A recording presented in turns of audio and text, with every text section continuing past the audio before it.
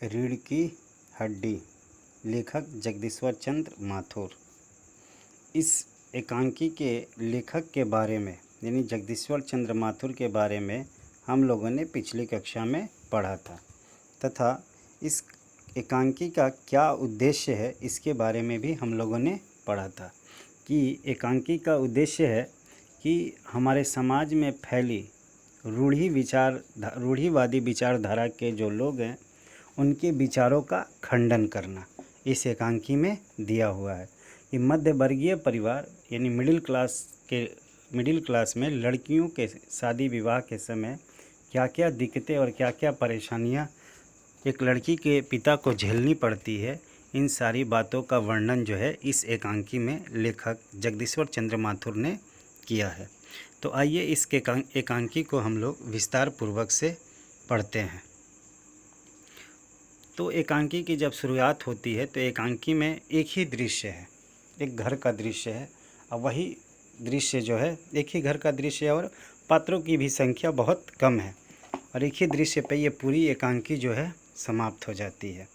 तो इस एकांकी में दृश्य क्या है तो मामूली तरह से सजा हुआ एक कमरा, अंदर के दरवाजे से आते हुए जिन महाशय की पीठ नज़र आ रही है वे अधेड़ उम्र के मालूम होते हैं। एक तख्त को पकड़े हुए पीछे की ओर चलते चलते कमरे में आते हैं। तख्त का दूसरा सिरा उनके नौकर ने पकड़ रखा है। तो जो मालिक हैं उनका नाम राम स्वरूप है और जो नौकर है उसका नाम रतन है। तो बाबू यानी बाबू राम स्वरूप अबे अपने नौकर को डांटते हुए कहते हैं कि अबे धीरे धीरे चल, अब तख्त को उधर मोड़ दे, उधर बस बस। नौकर बिछा दूँ साहब। बाबू अरे क्या करेगा, परमात्मा के यहाँ अकल बट रही थी तो तू देर से पहुँचा था क्या, बिछा दूँ साहब। अरे यह पसीना किस लिए बहाया। वो अपने नौकर को अब बोल रहे हैं, डांट रहे हैं। नौकर मतलब उनके डांट पर नौकर जो है वो हंस रहा है। बाबू हंसता क्यों है। अबे हमने भी जवानी में कसरतें की है, कलशों से नहाता था लोटा की तरह। अब तक क्या चीज़ है, उसे सीधा कर यूँ, हाँ बस। और सुन, बहू जी से दरी मांग ला, इसके ऊपर बिछानी है। तो नौकर जो है कमज़ोर है तो उसको अपने युवापन की कहानी वो बताते हैं कि जब मैं तेरे जैसा था तो कलश को लोटा समझकर, यानी कलश थोड़ा सा बड़ा होता है तो कलश को लोटा समझकर मैं उसमें पानी भर कर नहाता था। ये तख्त जो है कौन सी बड़ी चीज़ है, जा इसे ठीक कर दे और छोड़ दे और बहू जी से दरी मांग कर ला, इसके ऊपर बिछानी है। कल जो धोबी के यहाँ से आई थी वही लेकर आना। नौकर जो है अंदर जाता है और राम स्वरूप की पत्नी से जाकर कहता है, मांगने के लिए जाता है तो वो उनसे दरी न मांगकर धोती मांगता है। तो राम स्वरूप की पत्नी का नाम प्रेमा है। तो प्रेमा कहती है कि तुम्हें इस वक्त धोती की क्या ज़रूरत पड़ गई, एक तो वैसे ही जल्दी जल्दी में। राम स्वरूप धोती। प्रेमा हाँ, अभी तो बदल कर आए हो और फिर न जाने किस लिए। राम स्वरूप लेकिन तुमसे धोती मांगी किसने। प्रेमा यही तो कह रहा था रतन। राम स्वरूप क्या बे रतन, तेरे कानों में डांट लगी है क्या। मैंने कहा था धोबी के यहाँ से जो चादर आई है उसे मांग ला, अब तेरे लिए मैं दूसरा दिमाग कहाँ से लाऊं, उल्लू कहीं का। अब जो है उन्होंने नौकर को दरी मांगने के लिए कहा था तो वो जाके उनकी पत्नी से धोती मांगता है। तो इसी बात पर वो नौकर को डांटते हैं, मतलब डांटने जैसा ही बोलते हैं उसे। प्रेमा अच्छा जा, पूजा वाली कोठरी में लकड़ी के बक्से के ऊपर धुले हुए कपड़े रखे हैं ना, उन्हीं में से एक चादर उठा ला। रतन और दरी। प्रेमा दरी वहीं तो रखी है कोने में, वह पड़ी तो है। राम स्वरूप और बीबी जी के कमरे में से हारमोनिया उठा ला और सितार भी, जल्दी जा। रतन जाता है और ये सारी चीज़ें जो है उठाकर लाता है। पति पत्नी इधर दरी बिछाने लगते हैं। लेकिन वह तुम्हारी लाडली बेटी तो मुंह फुलाए पड़ी है, मतलब जो राम स्वरूप की बेटी उमा है उसी की शादी की बात के लिए कुछ लोग आने वाले हैं, तो ये सारी तैयारियां जो है उसी के लिए हो रही है। लेकिन लड़की जो है उमा वो मुंह फुलाकर यानी नाराज़ होकर घर में बैठी हुई है। राम स्वरूप मुंह फुलाए, और तुम उसकी माँ किस मर्ज की दवा हो? जैसे तैसे करके तो लोग पकड़ में आए हैं। अब तुम्हारी बेवकूफ़ी से सारी मेहनत बेकार जाए तो मुझे दोष मत देना। अब जो वो अपनी लड़की की शादी करना चाहते हैं, तो लड़की उनकी मान नहीं रही है। तो इसलिए वो अपनी पत्नी को बोलते हैं कि तुम उसकी माँ हो, तुम उसे समझाओ बुझाओ, नहीं तो ये भी रिश्ता जो है हाथ से निकल जाएगा। प्रेमा, तो मैं ही क्या करूं? सारे जतन करके तो हार गई। तुम्ही ने उसे पढ़ा लिखा कर इतना सिर चढ़ा रखा है। मेरी समझ में तो ये पढ़ाई लिखाई के जंजाल आते नहीं। अपना ज़माना अच्छा था, आई पढ़ ली, गिनती सीख ली, और बहुत हुआ तो स्त्री सुबोधिनी पढ़ ली। सच पूछो तो स्त्री सुबोधिनी में ऐसी ऐसी बातें लिखी है, ऐसी बातें कि क्या तुम्हारी बीए एमए की पढ़ाई होगी। और आजकल के तो लंछन ही अनोखे हैं। अब जो है अपनी उनकी पत्नी जो है राम स्वरूप को ही कहने लगती है कि देखिए, आप ही ने इसे पढ़ाया लिखाया है, अब इसको सिर चढ़ाया, आप ही इसे समझाइए, मेरे बस की बात नहीं है। तो राम स्वरूप अपनी पत्नी के साथ मजाक करने लगते हैं। कहते हैं कि ग्रामोफोन बाजा होता है ना प्रेमा, क्यों? दो तरह का होता है। एक तो आदमी का बनाया हुआ, उसे एक बार चलाकर जब चाहे तब तक रोक लो, और दूसरी परमात्मा का बनाया हुआ, रिकॉर्ड पर एक बार चढ़ा दो तो रुकने का नाम नहीं लेता। वो अपनी पत्नी के साथ इस तरह का मजाक करते हैं। तो प्रेमा कहती है कि हटो भी, तुम्हें ठठोली ही सूझती रहती है। यह तो होता नहीं कि अपनी उमा को राह पर लाते, बस देर ही कितनी रही उन लोगों के आने में। राम स्वरूप, तो हुआ क्या?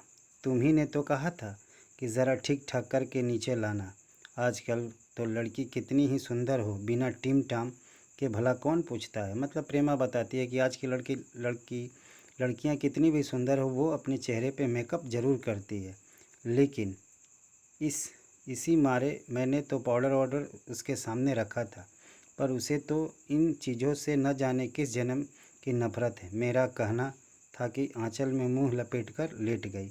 भाई, अब बाज आए तुम्हारी इस लड़की से। अब ये सारी बातें जो है वो कहती है कि मैंने तो उसे तैयार होने के लिए कह दिया था, लेकिन वो तैयार नहीं, उल्टे आंचल में मुंह छिपाकर लेट गई है। राम स्वरूप, न जाने इसका दिमाग है, वरना आजकल की लड़कियों के सहारे तो पाउडर का कारोबार चलता है। मतलब वो बोलते हैं कि पता नहीं ये किस दिमाग की लड़की है, किसका दिमाग कैसा है। पाउडर का बिजनेस जो है आजकल की लड़कियों के सहारे ही चलता है।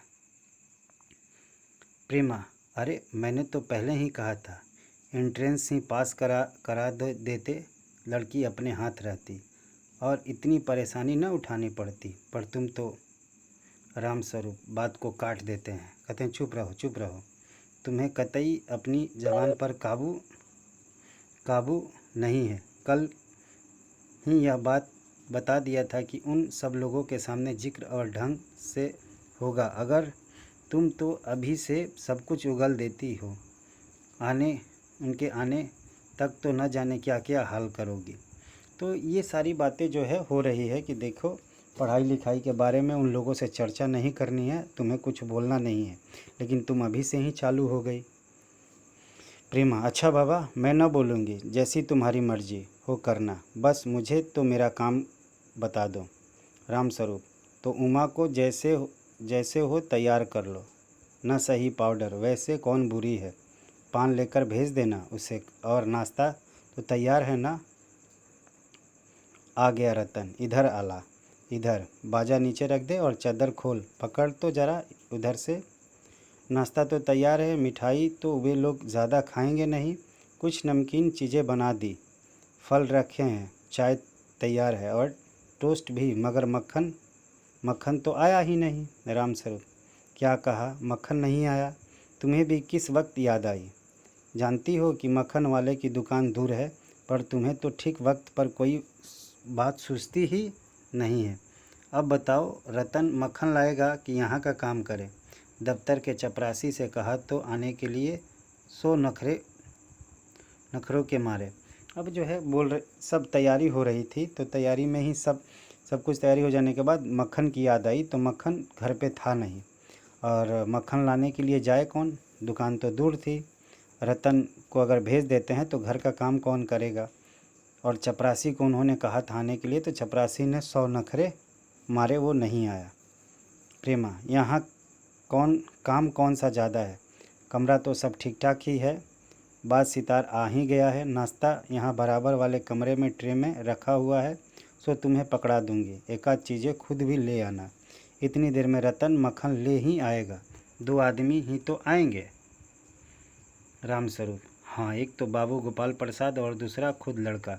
देखो, उमा से कह देना कि ज़रा करीने से आए, ये लोग ज़रा ऐसे ही हैं।